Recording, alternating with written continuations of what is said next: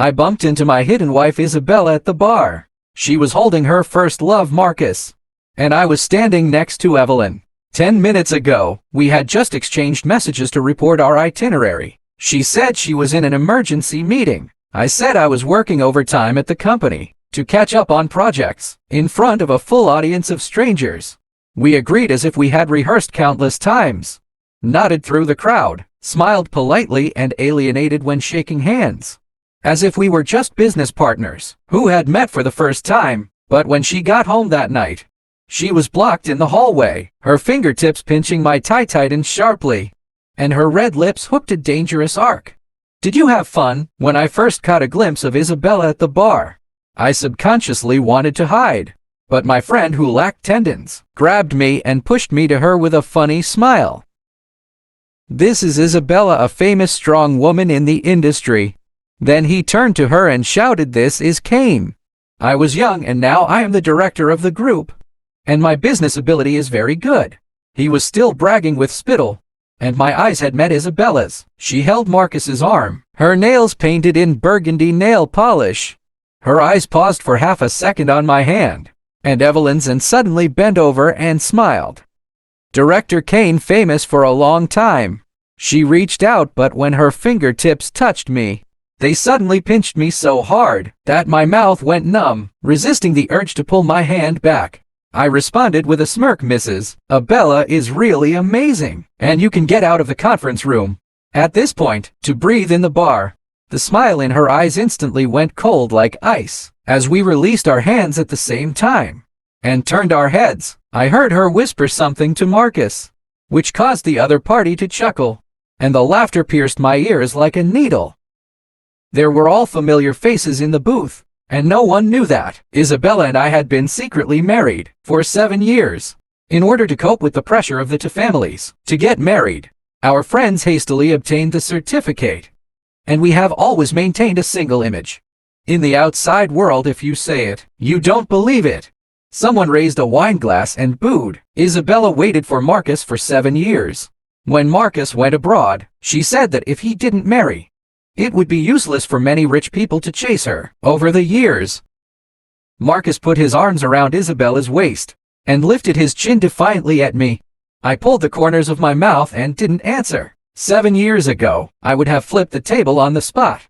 But now my heart is numb and desolate. Those nights that tossed and turned for her, those wounds that thought they would hurt forever, have long been worn into a vague mark by time. Our cane is also out of order. My friend threw the topic over again and patted me on the shoulder. This is Evelyn. Despite her young age, she is more persistent than anyone else, chasing our cane for more than half a year. Evelyn leaned against me, her soft hair swept across my wrist, and her voice was sweet. I will be 20 years old in 3 months. The light in her eyes was like crushed stars, which were particularly bright in the blurred lights of the bar. I looked at her, and suddenly remembered the scene when I first met her. Last year, when I went back to my alma mater to give a speech, this little girl in the literature department burst in with a notebook, saying she was here to earn credits, but she blocked the door at the end of the show. Looking up at my contact information, her eyelashes flashing like a frightened deer, the professor said, "You were the youngest winner, and I want to ask you a question." She later confessed that she didn't listen to a word of my speech that day, and looked at the second button of my shirt. It was like being shot in the heart by Cupid with an arrow. She shook my arm and acted like a spoiled child. I told her that when I was married. She was silent for a long time with red eyes, and finally looked up and said, "It's okay, I'll wait for you. Wait until the day I can get the certificate. If you haven't divorced yet." At that time, I found out that Isabella was secretly flying to Paris to celebrate Marcus's birthday. The photo popped up on my phone, showed that she was wearing a lace nightdress that I had never seen before, and the hickey around her neck was as harsh as a brand. I had just had my appendicitis surgery that day, and I was lying alone in the hospital, looking at an infusion bottle. Director Kane is not married at this age. Isabella's voice suddenly interjected, interrupting my memory. She shook the whiskey in her glass.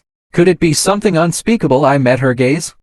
She was wearing a red suspender skirt today, and the pearl necklace at the collarbone lined her skin with snow-white skin. 7 years of marriage had worn away her youth, but it had added a more seductive style.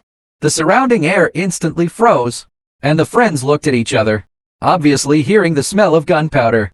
In their words, better than some people. I sipped the wine slowly, hanging my husband while rekindling my first love. She clenched her glass sharply, her knuckles turning white. Seeing this, Marcus suddenly pinched her chin and kissed, in front of everyone, and the amber liquid slipped down the corners of her mouth. In the roar, Isabella opened her eyes and looked straight at me, with ostentatious pride in her eyes.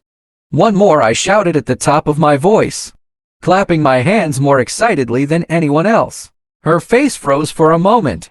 "One more, Kane." The drunk friend started to make a scene, pushing Evelyn into my arms. "Let's see what a beautiful woman can do."